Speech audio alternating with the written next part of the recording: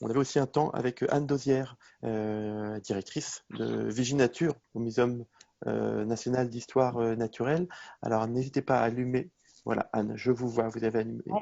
Vous votre m'entendez vidéo, vous avez aussi, l'appareil et on vous entend aussi. c'est Donc parfait. tout va bien, c'est parfait, c'est formidable. Je vais essayer Merci de à vous d'être partager présent. mon écran.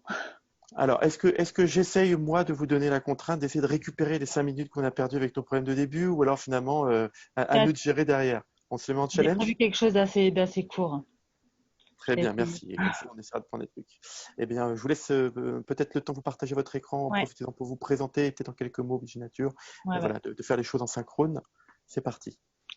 Alors donc je m'appelle Anne Dosière et donc je coordonne un réseau de sciences participatives qui s'appelle Viginature. Donc hop, si je fais ça, On voit votre écran qui apparaît, on a toutes les slides. C'est peut-être et plus facile même de les faire défiler directement plutôt que de faire en mode visio, mais c'est parti. bon, c'est bon. Donc voilà, donc je vais faire un petit retour très rapide sur l'animation de ce programme pendant le confinement. Alors Viginature, c'est un programme de sciences participatives qui s'intéresse au suivi de la biodiversité, donc qui est porté par le Muséum national d'histoire naturelle et coporté par de nombreuses associations de protection de la nature notamment. Et on a un ensemble d'observatoires, donc vous pouvez voir là sur cette diapositive, qui s'adresse à différents types de publics, donc une quinzaine d'observatoires, à la fois pour des naturalistes, du grand public, des scolaires, des agriculteurs et des gestionnaires d'espace. Et donc là, la particularité des suivis sur la biodiversité, c'est que la période d'activité la plus importante, c'est le printemps, et c'est exactement la période pendant laquelle on a été confiné. Donc le principe de la participation, en gros, même si ça varie en fonction des observatoires, donc les observateurs vont sur le terrain, vont récolter des données en suivant des protocoles et après envoient leurs observations sur des sites internet aux chercheurs du muséum. Et donc là, on s'est retrouvé dans une situation en fait où à la fois on a eu avec le confinement certains observatoires qui ont été complètement à l'arrêt et à l'inverse d'autres observatoires sur lesquels on a pu faire une mobilisation forte.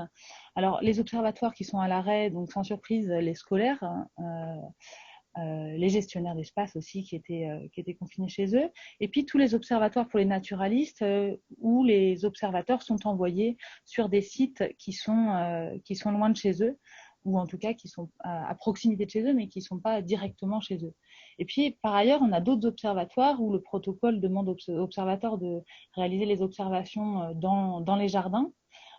Et donc là, à l'inverse, comme les gens étaient confinés chez eux, on a pu les mobiliser. Donc on s'est retrouvé un peu dans une situation où à la fois on a dû mobiliser des gens qui étaient chez eux et qui pouvaient continuer à faire des observations, et puis en même temps apporter une communication et garder le lien avec tous ceux pour lesquels c'était à l'arrêt. Pour information, tous ces observatoires, ça représente environ 15 000 personnes qui participent chaque année, assez variables en fonction des observatoires sur la participation. Alors, on a déjà fait pour tout ce qui était les observatoires au jardin, en fait, une campagne de communication dédiée sur comment les gens confinés pouvaient participer et, euh, et continuer la participation. Donc ça, on l'a fait en partenariat avec les associations avec lesquelles on travaille. Et on a eu un bon relais dans les médias en fait qui nous ont permis comme ça de pouvoir rentrer en communication avec nos observateurs déjà existants, mais aussi aller à la recherche de nouveaux observateurs, de personnes qui passaient plus de temps que d'habitude dans leur jardin et qui ont trouvé ça pouvait être des activités pour occuper ce temps. Donc ça a permis un recrutement de participants.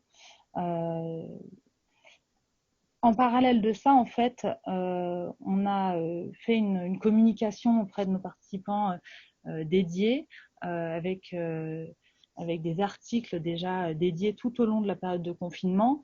Alors ça a été pour les gens qui observaient dans leur jardin pour essayer d'apporter de l'information sur les espèces qu'ils voyaient apparaître au fur et à mesure dans les jardins et apporter du contenu tout au long du confinement. On a produit des articles en direct de vos jardins qu'on essaie de produire tous les 15 jours.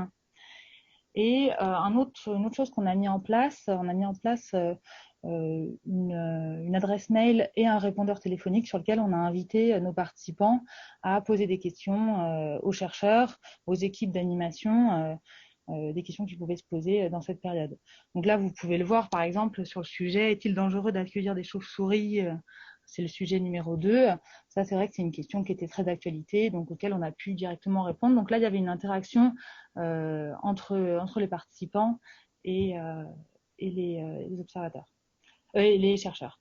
Donc voilà. Au niveau de la participation, donc sur ces observatoires, surtout des observatoires grand public, on a eu en fait des fortes hausses de participation avec plusieurs milliers de participants, notamment pour les suivis des oiseaux, de nouveaux participants donc, qui se sont inscrits et qui se sont mis à participer sur cette période.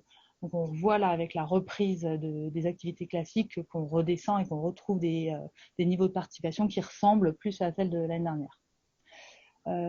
Puis après, pour d'autres publics qui eux étaient plus confinés chez eux et qui ne pouvaient pas continuer la participation, on a essayé de proposer d'autres formules. Alors, on a proposé des formations en ligne, là pour les scolaires et pour les agriculteurs, avec donc des outils de formation, avec des modules qui ont été diffusés au fur et à mesure du confinement tous les 15 jours. Avec de la vidéo, des textes, des résultats sur les sciences participatives. Là-dessus, on a un bilan qui est un peu mitigé. On a eu assez peu de retours de nos participants. Ça, en général, c'est pas très bon signe. Ça veut dire qu'on a eu, voilà, quand on n'a pas de questions, que ce soit négatif ou positif, des participants, ça veut dire qu'on a un investissement qui est pas forcément très bon. Et on a vu une érosion de la participation au fur et à mesure du confinement. Donc, ça nous pose la question de comment mieux accompagner ce genre d'outils en ligne. Et là, pour la suite, on pense en fait mobiliser ces formations. Donc là, sous forme de modules, il y a la possibilité de faire des formations vraiment à la carte et de coupler en fait des formations en ligne avec les formations en présentiel, avec l'idée que ça peut nous permettre de dégager du temps pour la pratique de terrain quand on fait des formations en présentiel et de limiter le temps vraiment de pratique théorique. Parce que forcément, donc pendant cette période, on a annulé beaucoup de formations. Donc comme nos collègues aussi, on a fait des webinaires interactifs. Donc dans les choses qui ont été annulées aussi, il y a eu donc les formations et puis les journées de restitution et de rencontres avec les chercheurs qu'on organise chaque année. Donc on a organisé trois formations et journées comme ça.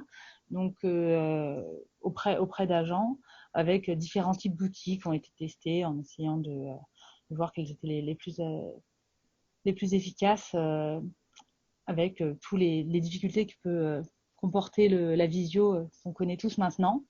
Et ça, c'est vraiment des outils qu'on n'utilisait pas du tout avant. C'est-à-dire qu'on était vraiment plus sur de l'organisation de formation en présentiel et sur l'organisation de journées de restitution en présentiel. Et on a trouvé ça très intéressant de faire ça. C'était vraiment quand même il y avait une très bonne participation. On a eu beaucoup de participants avec beaucoup de questions et d'interactions. Et donc, ça nous a ouvert en fait la voie à poursuivre ces expériences et à poursuivre ces interactions avec les participants. C'est vrai que c'est dans l'animation de programmes de sciences participatives, la communication, notamment de gros réseaux comme ça sur lesquels on a plusieurs milliers de participants, la communication avec les participants, elle est essentielle et elle n'est pas toujours évidente. Et donc, on s'est dit que ça ne remplaçait absolument pas le présentiel et que ça ne remplaçait pas la rencontre avec les gens, mais que par contre, ça pouvait être vraiment des outils qui permettent de renforcer le lien avec nos participants et de renforcer les échanges entre chercheurs, animateurs, participants. Oui, Donc, parce que c'est étrange, parce que souvent vous dites qu'il y a eu une baisse de fréquentation, une baisse d'assiduité peut-être avec le temps. Souvent, on présuppose qu'avoir un bon community manager, une animation numérique, c'est le meilleur moyen de maintenir finalement les gens actifs, et ce qui n'est pas forcément ce que vous avez observé pour le coup. Alors, En fait, on a eu sur le suivi des formations, on a eu effectivement une diminution des participations. Sur les suivis des formations en ligne, donc les modules que je vous ai présentés dans la diapositive précédente. Là, sur des formations comme celle-là, où il y a vraiment quelqu'un qui intervient et qui communique en direct avec les gens, là, au contraire, on a eu des taux de participation qui étaient très bons. D'accord. Donc, ça a permis en fait de quand même réaliser ces journées de restitution, ces journées de formation de façon relativement efficace. Voilà. Excusez-moi, je vous ai interrompu, je vous laisse Non, continuer. mais j'en avais terminé en fait. Très bien. Je voulais laisser un peu de place à la discussion et voilà. Nous, notre retour, ça a été ça. Ça nous a vraiment, pour faire un bilan, ça nous a ouvert à de nouveaux outils qu'on n'utilisait pour l'instant pas et qui vont nous permettre un peu d'animer nos communautés différemment. Très bien. Et s'il y avait donc une chose, peut-être, là je vais faire la question aussi là-dessus, une chose que vous avez tout de suite vous dites, ah oui, ça faut qu'on le garde absolument, et maintenant on le rend en mode permanent, ça serait quoi? Ce serait là, c'est cette dernière diapositive, le fait de faire des séminaires, des webinaires interactifs. C'est-à-dire que quand on organise des journées de restitution, la plupart du temps, donc ça a un coût déjà parce qu'il faut soit faire venir les gens, on a des participants sur toute la France, faut donc nourrir, loger les gens quand on les fait venir sur plusieurs jours. Donc comme ça a un coût à la fois en temps humain d'organisation et un coût financier, on se limite en fait dans cette organisation. C'est toujours aussi limité en nombre de participants, c'est-à-dire qu'on propose souvent aux participants les plus actifs. Ça ne permet pas à tout le monde de se rencontrer. Et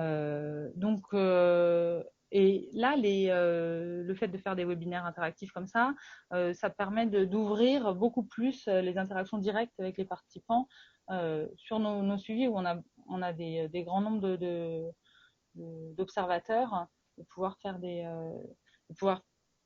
interagir avec un plus grand nombre d'observateurs. D'accord. Et là, vous êtes déjà, vous, sur des plateformes qui sont en ligne. On est Ouais. déjà sur de l'interaction en ligne, donc c'est peut-être, on aurait pu se dire, bah, c'est la chance, entre guillemets, qu'a Viginature, parce qu'on est déjà sur des contributeurs qui sont rodés aux outils numériques. Est-ce que vous avez pu observer peut-être sur se dire finalement les nouvelles pratiques numériques, webinaires et autres qui sont nées avec le confinement, en tout cas elles sont pas nées avec, mais en tout cas qui sont vraiment généralisées avec le confinement. Est-ce que tout le monde y était sensible ou est-ce que vous avez observé malgré tout certains décrochages numériques? Ouais, alors nous, on est aussi sur des publics participants qui sont euh, en majorité assez âgés et qui, du coup, pour lesquels les outils numériques sont pas toujours faciles à prendre en main. On sait que ça convient pas du tout à tout le monde. C'est pour ça que ces outils numériques vont pas pouvoir remplacer ce que le présentiel et les outils qu'on utilisait avant. Par contre, on se dit que ça peut permettre justement d'interagir avec des publics plus jeunes. Et en tout début là, de cette session, là, on a eu le retour tout d'un coup de Dex, mais on discutait donc sur la question de l'open science. On a beaucoup parlé de la question des relais locaux, des structures locales qui permettent aussi cette question d'un maillage territorial par rapport à cette question des sciences participatives ou de la recherche ouverte. Vous avez aussi un réseau de prescripteurs locaux, de relais locaux. Moi, je sais, voilà, j'ai parlé de la Douzième, de Normandie. On bossait énormément avec l'Union des CPIE et puis certains centres permanents d'initiative pour l'environnement qui sont relais et qui activent. Est-ce que c'est aussi une force ou au contraire, finalement, ils ont été assez démunis comme vous? Comment ça s'est passé cette interaction avec vos prescripteurs locaux? Si on peut les appeler comme ça, je vous laisse les renommer Ouais, comme vous effectivement, voulez. on travaille avec beaucoup de relais locaux qui sont de différentes natures, à la fois des associations, à la fois des collectivités, à la fois des entreprises et qui vont relayer les observatoires. Pour être tout à fait honnête, on a été assez peu en lien avec nos structures partenaires au niveau local pendant la période de confinement. Je pense que la mise en place du télétravail pour chacun n'a pas forcément été évident. Et comme le télétravail a augmenté considérablement le nombre d'échanges virtuels, c'est vrai que nous, on s'est concentré beaucoup à travailler avec les associations partenaires au niveau national et on a été peu en lien avec nos partenaires locaux. Euh, voilà. Sur, mais effectivement, c'est des maillons qui sont essentiels au bon fonctionnement des observatoires. Bien. Bon, bah écoutez, merci. Je ne sais pas, je regarde, me tourne vers mes co-animatrices pour savoir s'il y avait des questions. Non, on a presque récupéré l'horaire. Merci beaucoup, en tout cas, pour l'exercice, parce qu'on a mis une petite pression pour la fin. Merci beaucoup pour ça. Bon, bah, effectivement, pour ceux qui ne connaissent pas là-dessus, moi-même, j'ai fait des photos d'insectes, mais je n'ai pas tout publié et tout. Après, le rythme est reparti, mais je pensais que je pourrais plus contribuer pendant le confinement, mais ça n'a pas été le cas. Merci. Bah, écoutez, merci à tous celles et ceux qui ont participé en tout cas à ce temps.